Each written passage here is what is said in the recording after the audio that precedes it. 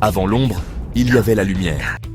Au centre, Lucifer, le porteur de lumière, resplendissait d'une beauté et d'une sagesse inégalées. Il n'était pas un ange ordinaire, mais le chérubin protecteur, le plus proche du trône divin. Sa présence illuminait les cieux, ses ailes réfractèrent la lumière en 1000 couleurs inconnues. Les anges l'admiraient, le suivaient, inspirés par sa perfection et sa grâce. Il connaissait les secrets de la création, gardien de la loi divine par amour et compréhension.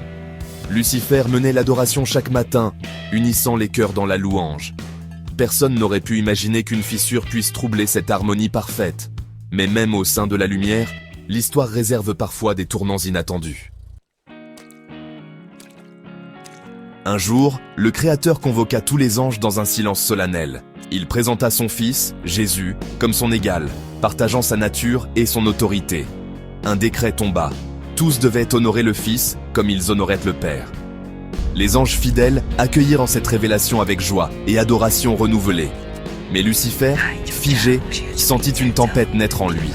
Son geste d'allégeance était vide, son cœur blessé par l'annonce. Comment un autre pouvait-il être son égal, voire son supérieur? Une question terrible s'imposa. Pourquoi lui et pas moi? Ainsi, la première ombre s'insinua dans le cœur du plus brillant des anges.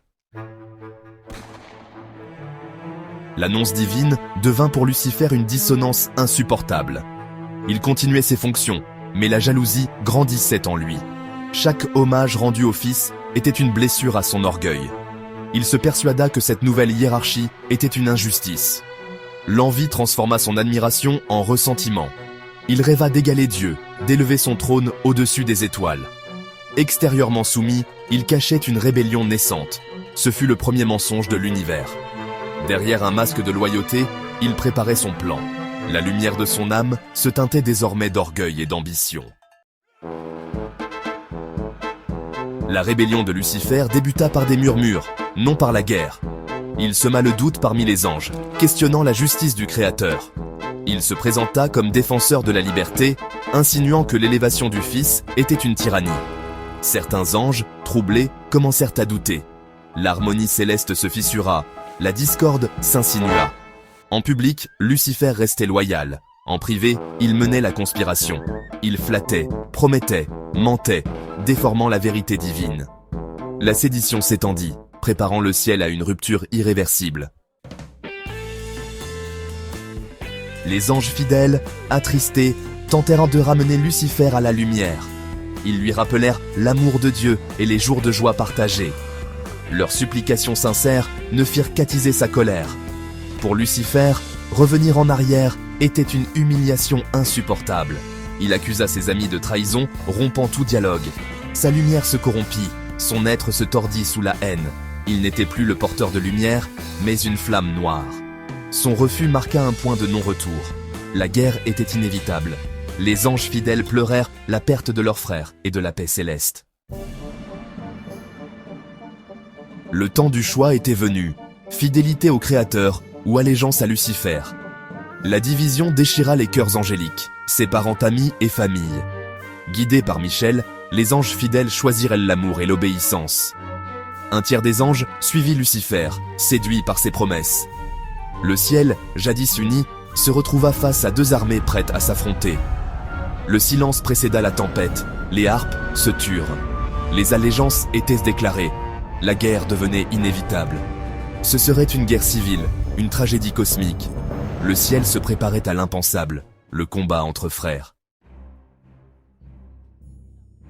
Lucifer, désormais chef de faction, se proclama roi dans le nord du ciel. Il établit un trône forgé d'orgueil, exigeant l'adoration de ses partisans. Il promit un royaume de liberté, mais offrait l'esclavage du péché. Ses légions l'acclamèrent, aveuglés par ses promesses. Ils scellèrent leur destin en se prosternant devant lui. Le ciel assista, horrifié, à la naissance d'un royaume d'ombre. Cette proclamation fut l'insulte finale, la déclaration de guerre. La seule réponse possible était désormais la force pour restaurer l'ordre. En acceptant l'adoration, Lucifer acheva sa transformation. Sa lumière s'éteignit, sa beauté devint laideur, son nom perdit tout éclat. Il devint Satan, l'adversaire, incarnation du mensonge et du chaos. Ces anges subirent la même corruption, devenant des démons. Le ciel, jadis pur, fut confronté à une armée de cauchemars. La tristesse et la colère des anges fidèles étaient immenses. L'orgueil avait transformé la perfection en horreur. La présence de Satan était une souillure intolérable. L'affrontement devenait une nécessité pour préserver l'harmonie céleste. La transformation de Lucifer en Satan marqua la fin de toute réconciliation. Le Père éternel décréta l'expulsion des rebelles pour préserver la sainteté du ciel. Michel fut désigné pour mener les armées fidèles, brandissant l'épée de la vérité.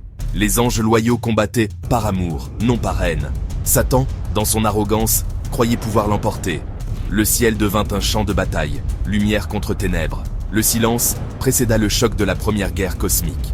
Cette bataille allait définir la lutte du bien contre le mal pour l'éternité. Vaincu, Satan deviendrait l'ennemi juré de Dieu et de l'humanité. Ainsi, la chute de Lucifer n'est pas qu'une tragédie ancienne, c'est le prologue de notre propre histoire, le début d'un conflit qui nous concerne tous.